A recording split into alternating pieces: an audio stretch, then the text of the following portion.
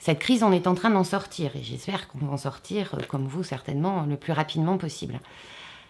Dans quel état les associations seront à la rentrée, il faudra être très vigilant. Il y aura peut-être des pertes d'adhérents, mais aussi peut-être des pertes de bénévoles. Notamment suite au confinement qui fait que certains vont peut-être hésiter à revenir. Et la notion de valorisation du bénévolat va être autant importante que d'accompagner les associations à retrouver leurs adhérents. Dans ma délégation, j'ai également le sport. Je vais être très attentif puisque les clubs sportifs ont en moyenne perdu 30 à 40% de leurs adhérents pour voir comment on peut les accompagner à ce que les adhérents retournent dans les clubs et retournent faire du sport. Par exemple, ça peut être une aide à la prise de la licence ou une campagne de communication. Retrouvez votre association, retrouvez votre club.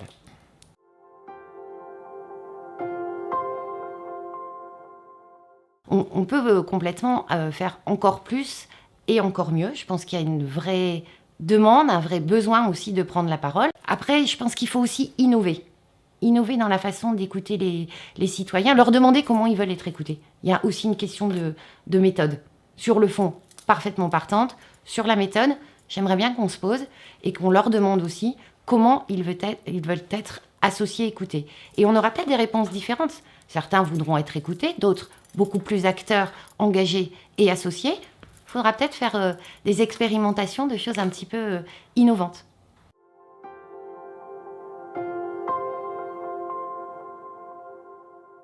La vie associative, vous avez cette richesse et cette ressource de toucher finalement toutes les politiques. Le sport, la culture, l'apprentissage, les transports, l'économie. Donc, où on fait un conseil régional bis de la vie associative, mais on va repartir dans une structure qui n'est pas forcément très agile. Donc là encore, il faut qu'on innove. Je ne sais, j'ai pas comment dirais-je, de proposition encore très finalisée, parce que ça aussi, c'est comme le dialogue des jeunes. Je voudrais qu'on se pose et qu'on se dise comment on fait davantage entendre votre voix, comment on reconnaît davantage le rôle extraordinaire, économique, social, de solidarité que le mouvement associatif représente. Comment on le fait, mais sans recréer une structure qui pourrait être apparentée à une usine à gaz et qui va ne servir à rien. Donc, par petites touches, comment vous donnez votre avis, comment vous portez votre regard sur l'ensemble des politiques, et puis associer les autres partenaires, parce que la vie associative, c'est la région, mais c'est aussi l'État, c'est les collectivités locales, en fait, c'est toutes les échelons de collectivités. On est nous-mêmes en train de réfléchir à nos propres règles du jeu pour que ce soit quelque chose d'agile et d'innovant.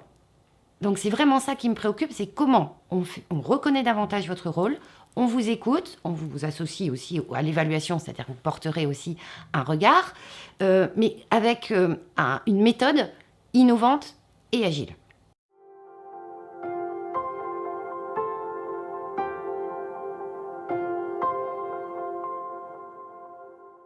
Sur le bénévolat, je trouve qu'on doit valoriser les talents.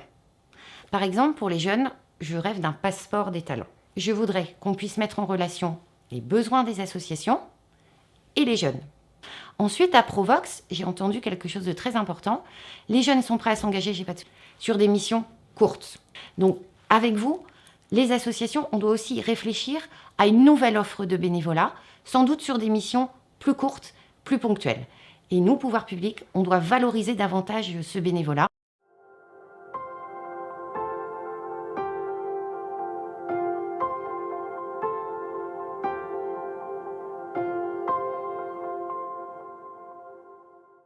Je m'engage à poursuivre ce qui a été fait.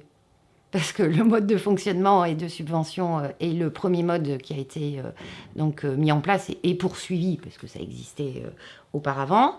Les CPO, c'est nous qui les avons mis en place, et parfois avec un autre partenaire, je pense au CRIJ et au CRAGEP, puisqu'on a co-construit avec l'État la convention pluriannuelle d'objectifs. Donc je m'engage à poursuivre ce qui a été initié, oui.